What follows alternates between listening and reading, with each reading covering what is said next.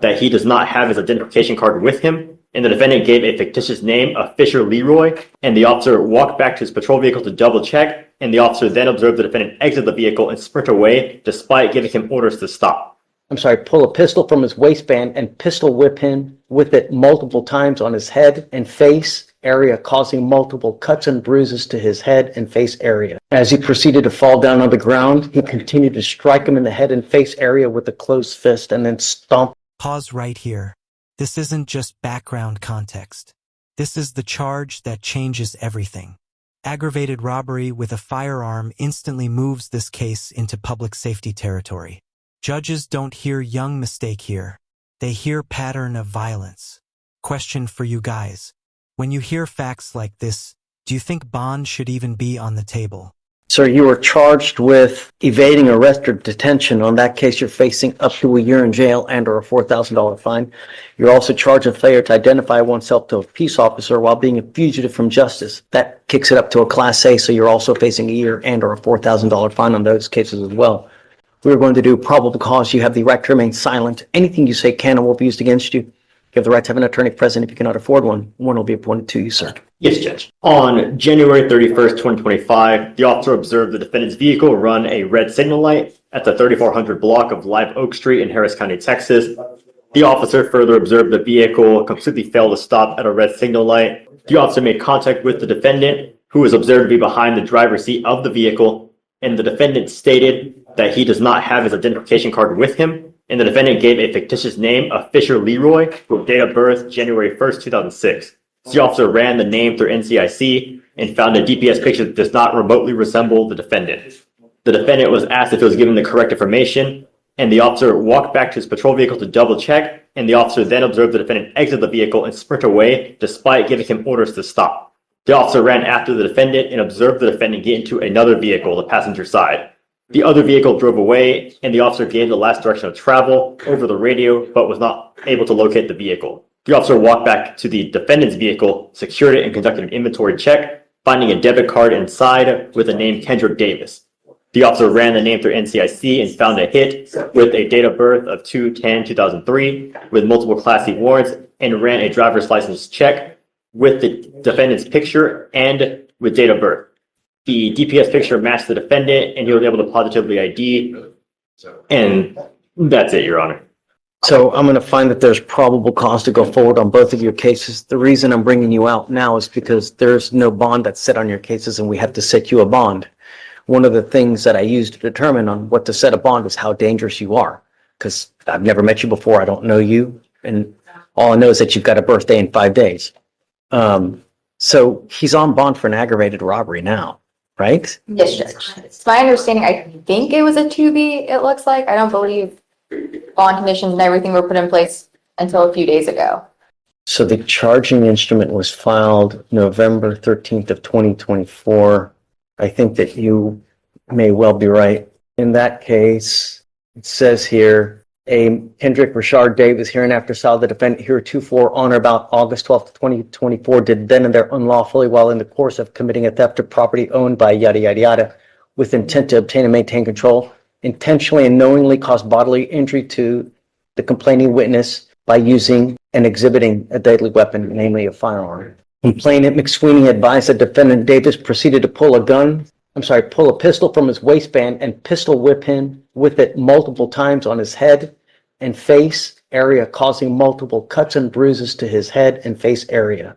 As he proceeded to fall down on the ground, he continued to strike him in the head and face area with a closed fist and then stomp on his face with his foot. Complainant McSweeney stated that he was in fear for his life and felt severe head pain as a result of the assault.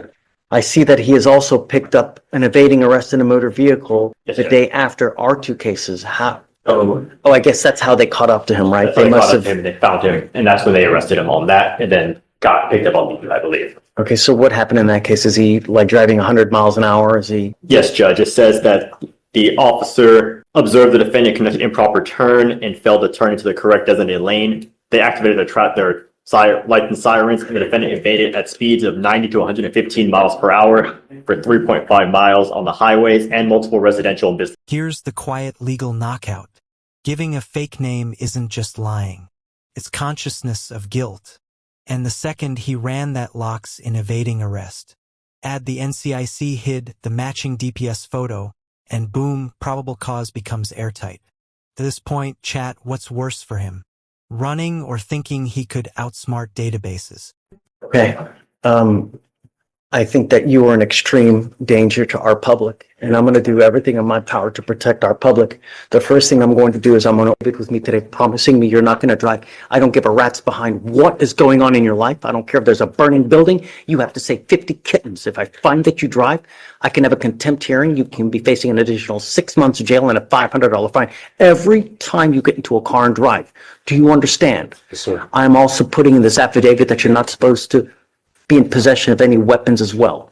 If I find that you have a weapon, because I don't know if you're going to get out or not, and because these cases, because of the nature of the aggravated robbery, because of the nature of this one, I'm making his bonds high, I'm going to set them at 20,000 each. So can I make an argument? Yes, Okay. absolutely. you, Judge. I don't want to get ahead of myself, please.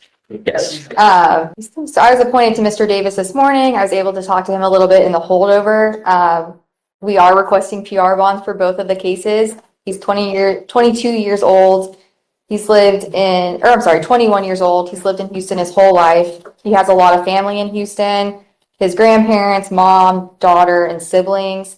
Prior to being in custody, he was working at Builders First Source for around a month.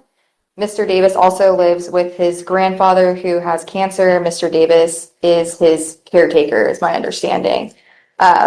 Mr. Davis has no savings and was found to be indigent by the court, so we are requesting a PR bond. I think that he is an absolute, just a complete danger to our public. I can't possibly give him a PR bond due to the nature of both of the charges that you are facing now. I think that you're a flight risk. You've done everything in your power to evade capture. You've produced false names. So I find by clear and convincing evidence that you're an extreme flight risk. You're a danger to our community. And I'm going to set your bonds each at $20,000. I don't know if you're going to be able to post bonds, but and I'm going to order you to obtain a GPS monitor on your ankle. Like I said, you will be signing an affidavit with me today, promising me you're not to be in possession of any weapons and not to drive any vehicle whatsoever for any reason. If you do, I can have a contempt hearing. Do you understand? Yes, sir. So I guess the felonies are set for April 7th. I don't like to set them out too far just in case. If you want to, we can do up to 30 days. It's up to you. That's perfect. And then we'll come back. I don't know. We'll see what circumstances have changed, and then we'll go from there and just keep us in the loop. Okay, thank you. All right. I need you to sign this for me.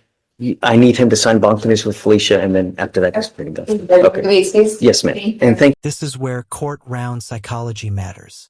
The judge isn't reacting emotionally. She's stacking risk factors, violent history, flight behavior, and total disregard for court authority. That's how you go from bond discussion to lockdown conditions. Let me ask you this. If you were the judge, is GPS and no driving enough? Or is this already past second chances? Subscribe now and comment below. Was the judge's decision